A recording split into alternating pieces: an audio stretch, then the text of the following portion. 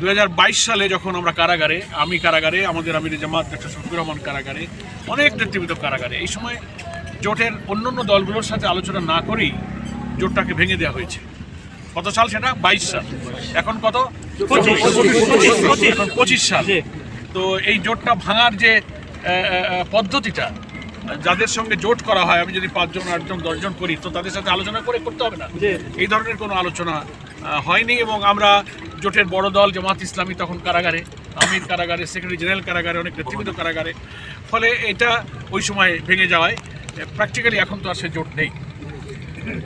কেন ভাঙা হলো, কি কারণে ভেঙে গেল, এই ব্যাপারে জোটের শরিকদের কাছেও কোনো ব্যাখ্যা নেই। তো যাই হোক, এটার ব্যাপারে আমরা আর কোনো কথা বলতে চাই না। আমরা জাতীয় ঐক্য, জনগণের ঐক্য, দেশ জাতি, ফ্যাসিবাদী শক্তি, অপশক্তি, কর্তৃত্ববাদী শাসনের বিরুদ্ধে এই ঐক্যটা গড়ে উঠেছিল।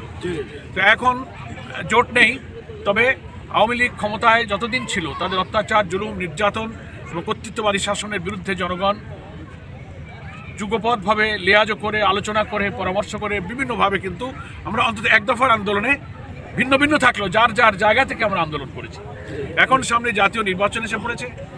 এই নির্বাচন যত নিকটে আসবে, এই নির্বাচনটা ইনশাল্লাহ জামাত ইসলামী নির্বাচনমুখী দল।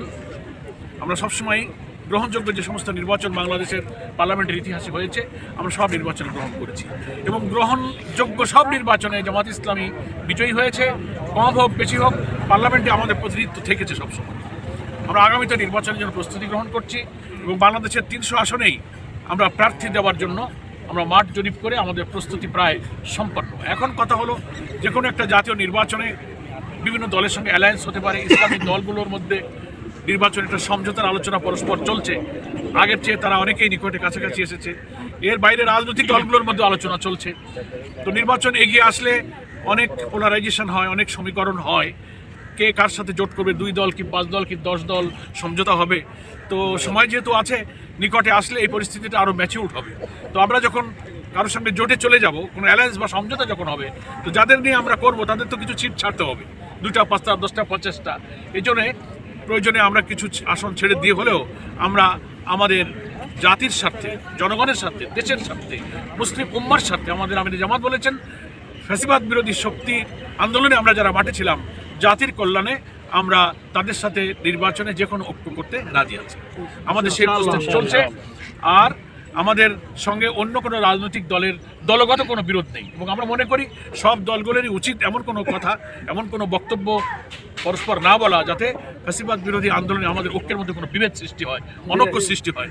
আমরা 5ই আগস্টের চেতনাকে অটুটভাবে ধারণ করে, যেভাবে আমরা কর্তৃত্ববাদী শাসনের বিদায় করেছি, এই চেতনা অটুট করে আমাদের গণতন্ত্রের পথে, আমাদের একটি কল্যাণ রাষ্ট্রের পথে, একটি সুবিচারপূর্ণ রাষ্ট্রের পথে আমাদের জাতির যে অভিযাত্রা, সেই অভিযাত্রাকে আমাদেরকে সফল করতে হবে। জিন্দাবাদ, শুভেচ্ছা স্বাগতম।